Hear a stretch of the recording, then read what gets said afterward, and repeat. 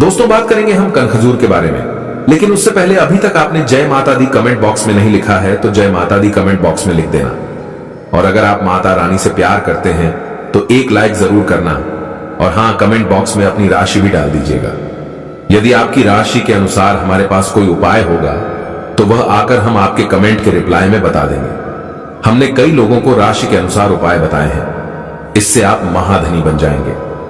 दोस्तों, कनखजूरा कई पैरों वाला एक कीड़ा होता है जो कि घरों के आसपास ही रहता है। यह किसी भी मौसम में दिख जाता है। यह बेहद ही जहरीला होता है, लेकिन कनखजूरा अंधेरी और सीलन युक्त जगह पर रहना बहुत पसंद करते हैं।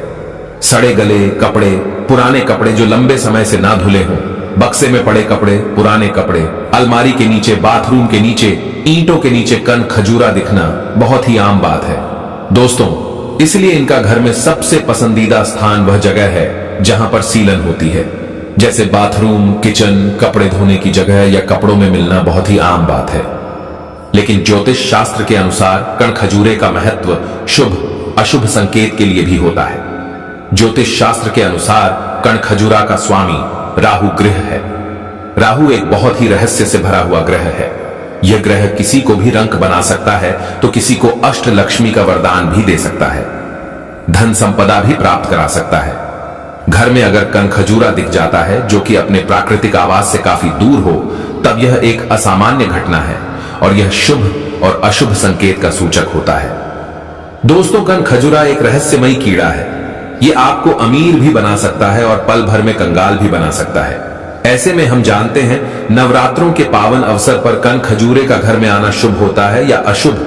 तो चलिए जानते हैं इसके संकेतों के बारे में। उससे पहले कमेंट बॉक्स में जय माता दी लिख देना। तो चलिए शुरुआत करते हैं। दोस्तों, कनखजूरा अगर घर में निकलता है और घर के किसी सदस्य के पैरों के नीचे आकर मर जाता है तो यह एक बहुत ही अच्छा संकेत माना जाता है। लेकिन इसका यह मतलब नहीं है कि कनखजूरा देखते ही उसे पैरों से कुचलकर मार दिया जाए, क्योंकि तब इसका कोई अर्थ नहीं निकलेगा। अगर अनजाने से नवरात्रों के पावन दिनों में कनखजूरा पैर के नीचे आकर दब जाता है और मर जाता है, तब इसका संकेत शुभ माना जाता है। कनखजूरा अनजाने में पैर से कुचलकर मर जाता है तो इसका मतलब होता है कि कोई बहुत बड़ी विपदा आने वाली थी जो कि अब टल गई है। कनखजूरा एक जहरीला कीड़ा होता है, इसीलिए बिल्कुल भी उसे पैरों से मारने की कोशिश ना करें। जैसा कि हमने बताया है, कनखजूरा राहु ग्रह से संबंधित होता है, इसलिए जानबूझकर कनखजूरा को मारने से राहु ग्रह का दोष लग सकता है। इसलिए भूलकर भी कनखजूरा को मारने का प्रयास ना करें, और नवरात्रों के दिनों में तो ऐसा भूलकर भी मत करना। इसके पीछे एक कहानी है जो हम आपको बताएंगे। दोस्तों, नवरात्रि के समय अगर किसी के घर के मुख्य द्वार पर मरा हुआ कनखजूरा दिखाई दे तो इसका अर्थ भी बहुत ही शुभ माना गया है। अगर घर के मुख्य द्वार पे पहले से ही कनखजूरा मरा पड़ा हुआ है तो इसका अर्थ है कि घर में किसी की बहुत बुरी कुदृष्टि लगी थी जो कि आपके सत्य कर्मों से दूर हो गई है तथा राहु आपसे प्रसन्न है। इसलिए आपको संकेत देने के लिए उनकी माया से ही आपके घर के मुख्य द्वार पर मरा हुआ कनखजूरा दिखाई दिया है।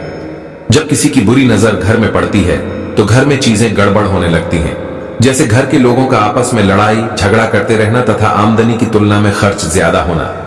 यह सब बुरी नजर का एक संकेत है। अगर किसी व्यक्ति को घर के बगीचे में कनखजूरा दिखाई देता है तो इसका कोई भी अर्थ नहीं होता है, क्योंकि बगीचा कनखजूरे का प्राकृतिक रूप से आवास माना गया है और ऐसी जगह में कनखजूरे का दिखाई देना एक सामान्य बात है।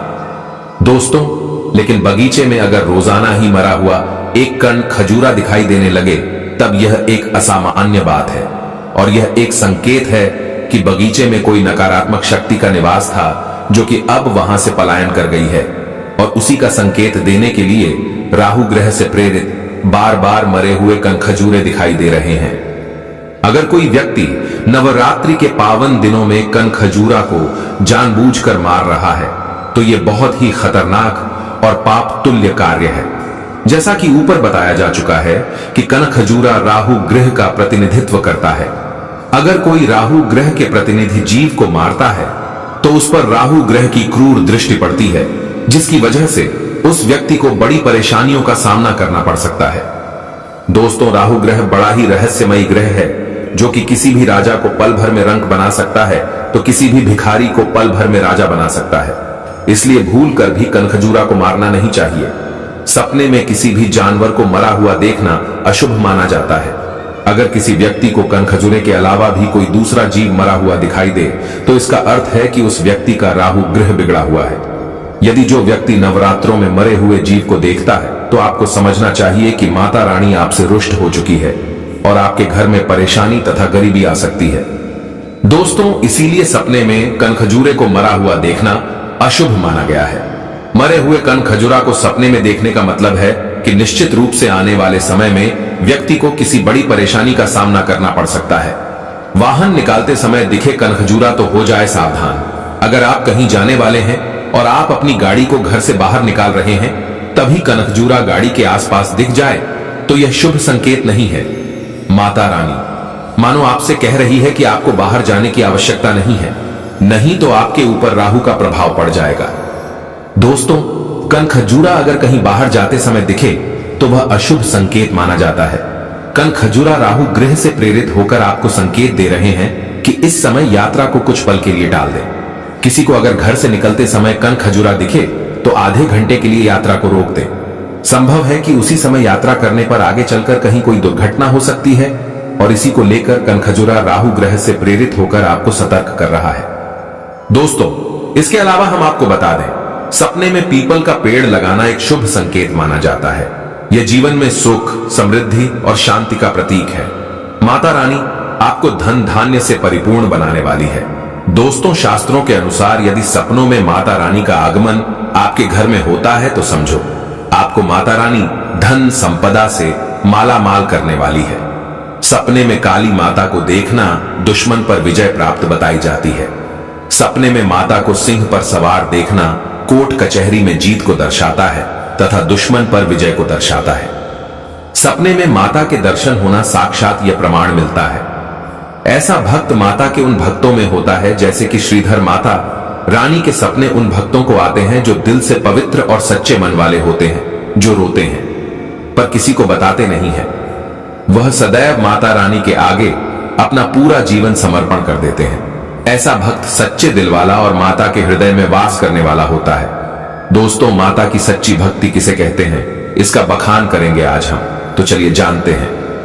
देखिए, जिस भक्ति में धन का लालच बढ़ जाए, जिस भक्ति में माता के प्रति मोह कम हो जाए और जो व्यक्ति माता के आगे अपना रोना ही रोता है और हृदय में लालच भरा होता है, ऐसा भक्त मूर्ख होता है। दोस्तों, जो भक्त सच्चे मन से माता को पुकारता है, सच्चे हृदय से माता रानी को पुकारता है, तो सदैव माता रानी उनके हृदय में अपना स्थायी निवास बना लेती है। सच्ची भक्ति किसे कहते हैं? सच्ची भक्ति तो उसे कहते हैं जो लालच से परे हो, जो धन से परे हो। यदि जो लालच माता को पाने के लिए बन जाए तो उसे ही सच्ची भक्ति कही जाती है।